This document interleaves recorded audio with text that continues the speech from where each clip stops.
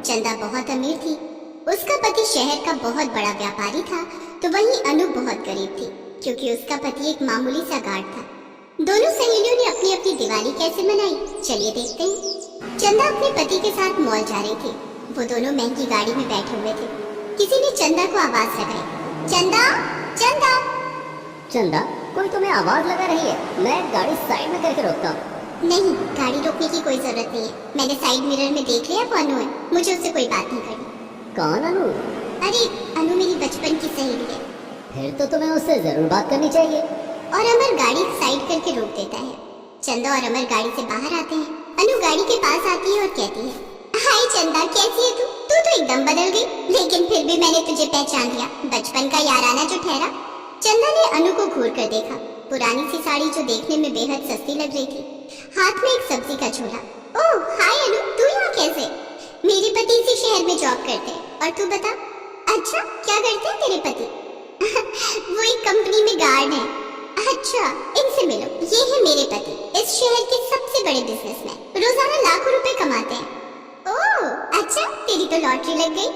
हाँ अच्छा, मैं चलती हूँ, हमें दिवाली की शॉपिंग करने जाना है। वैसे भी मुझे काफी देर तक धूप में खड़े रहने की आदत नहीं है।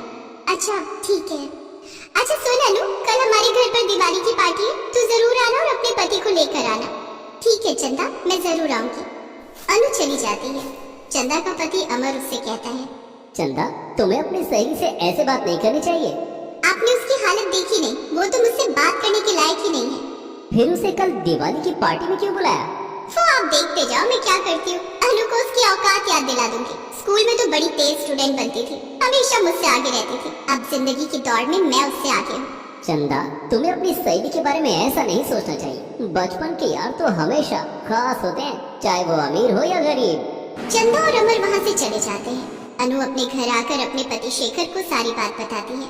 अनु, तुम्हारी सहेली बहुत अमीर है और हम लोग गरीब। हमारा वहाँ जाना ठीक नहीं रहेगा। ओफो शेखर, चंदा मेरी बचपन की सहेली है। तुम्हें पता है स्कूल में चंदा अक्सर मेरा लंच खा लिया करती थी। उसे मेरी माँ के हाथ का बना खाना बहुत पसंद था। अच्छा, ऐसी बात है तो माँ जी के हाथ के बने बेसन के लड्डू उसके लिए ले चलना।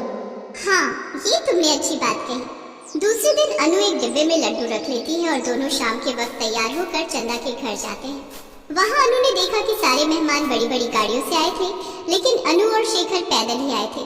सभी मेहमानों ने महंगे कपड़े पहने थे और सबके हाथों में महंगे महंगे गिफ्ट थे। चंदा का बंगला रंग बिरंगी लाइटों से सजा था और बैठने के लिए बड़े बड़े खूबसूरत सोफे लगे हुए थे।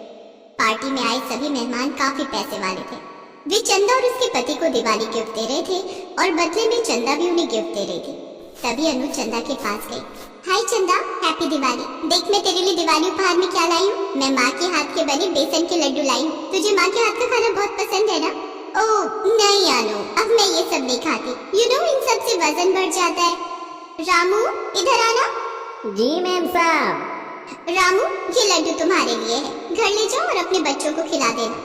शुक्रिया मैम साहब। अनु को चंदा की यह हरकत बिल्कुल भी अच्छी नहीं लगी। वो नहीं जानती थी कि उसकी बचपन की सहेली इतनी बदल चुकी है।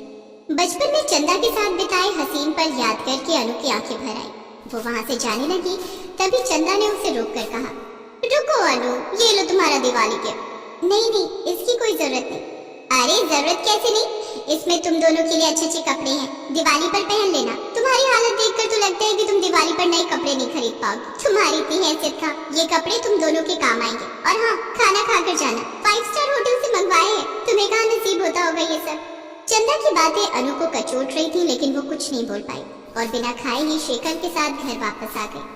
चंदा ने आज बता दिया कि अमीर और गरीब के बीच की खाई कितनी गहरी होती है। दिल छोटा मत करो अनु, जरा देखो तो इस गिफ्ट में क्या है। शेखर ने जब गिफ्ट खोलकर देखा तो उसमें कुछ पुराने कपड़े थे जो शायद चंदा और अमर के थे।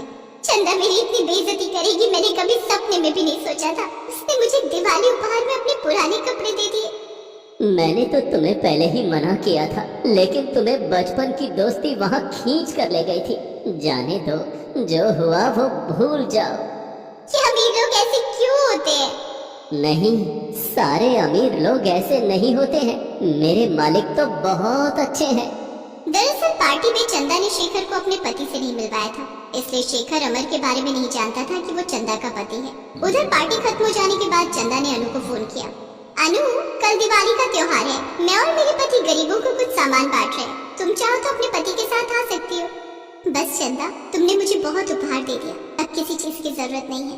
अमर चंदा को अनु से ये सब कहते हुए सुन लेता है। चंदा, तुम्हें नहीं लगता कि तुम सारी हदें पार कर रही हो? अपनी सहेली के साथ कोई ऐसा बर्ताव करता है क्या? दिवाली का त्योहार सबके लिए एक जैसा होता है, चाहे कोई अमीर हो या गरीब। मैं कुछ गलत नहीं कर रही हूँ। इन गरीब लोगों के साथ ऐसा ही करना चाहिए। दूसरे दिन दिवाली का त्योहार था। अनु अपने घर की सफाई खुद कर रही थी तो चंदा के नौकर उसके घरों को फूलों से सजा रहे थे। चंदा अपने पति के साथ गरीबों को सामान बांटने में व्यस्त थी। इधर अनु का पति दिवाली के दिन भी ड्यूटी पर था और अपनी कंपनी के फैक्ट्री की रखवाली कर रहा था। चंदा और अमर अपने बंगले के बाहर गरीबों को सामान बांट रहे थे, तभी अमर के फोन की घंटी बजी। हेलो, कौन? हेलो अमर जी, मैं थाने से थानेदार संबल सिंह बोल रहा हूँ। कुछ बदमाशों ने आपकी फैक्ट्री में जलते हुए पटाखे फेंक दिए थे, जिससे आपकी फैक्ट्री में आग लग गई थी। क्या ये सब कैसे हुआ? कब हुआ? मेरी फैक्ट्री जल गई क्या? उसमें लाखों का सामान रखा था, मैं तो बर्बाद हो जाऊंगा। घबराने की कोई बात नहीं है, फैक्ट्री को कोई नुकसान नहीं हुआ है। आपके गार्ड ने फौरन फायर ब्रिगेड को बुला लिया और आग बुझा दी गई है। अमर सारे काम छोड़कर थाने जाने लगा। अमर, कहाँ जा रहे हो? किसी ने हमारी फैक्ट्री में आग लगा दी थी, लेकिन गार्ड ने फैक्ट्री को जलने से बचा लिया। मैं थाने जा रहा हूँ। मैं भी आपके साथ चलूंगी और उस गार्ड का धन्यवाद करूंगी जिसने हमारी फैक्ट्री जलने से बचाई है। चंदा और अमर दोनों गाड़ी में बैठकर थाने पहुंचते हैं। वहां चंदा ने देखा कि वो गार्ड कोई और नहीं, अनु का पति शेखर था।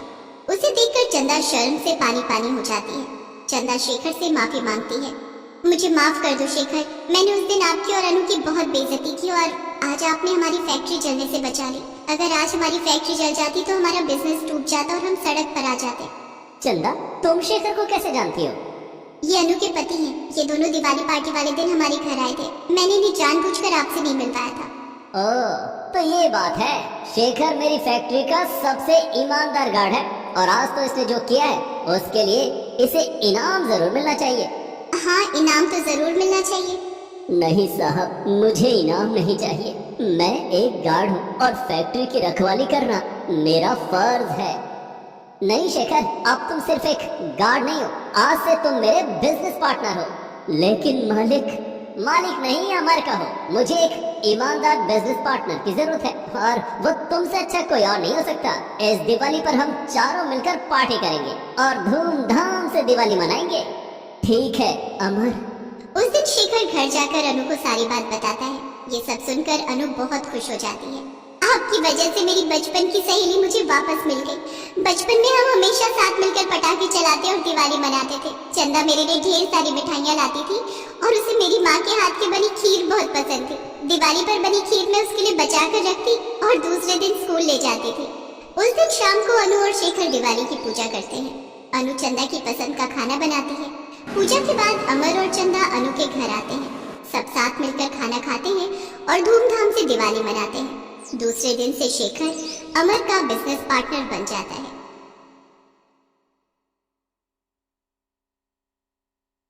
एक बार दिवाली के दिन भगवान गणेश पृथ्वी पर आए, लेकिन वहां जाकर भगवान गणेश बुरे फंस गए। भगवान गणेश को जेल जाना पड़ा।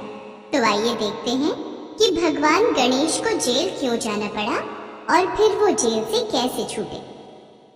मैनानगर गांव में सेठ धनीराम और उसकी पत्नी सेठानी माला रहते थे। सेठ धनीराम पैसों का पुजारी था, इसलिए वो दिन रात माता लक्ष्मी की पूजा किया करता। लेकिन वो पैसे बचाने के लिए माता लक्ष्मी को प्रसाद चढ़ाने में भी कंजूसी करता था। इसलिए वो माता लक्ष्मी को प्रसाद न चढ़ाकर सिर्फ भजन गाकर उनकी पूजा कर लेता। सेठानी माला भगवान गणेश की भक्त थी। वो रोज भगवान गणेश की पूजा किया करती थी। लेकिन सेठ बहुत ही कंजूस और खड़ूस था। सेठानी जब भगवान गणेश की पूजा करती तो सेठ बहुत चिढ़ता था। जय गणेश जय गणेश जय गणेश देवा, माता जाकी पार्वती पिता महादेवा।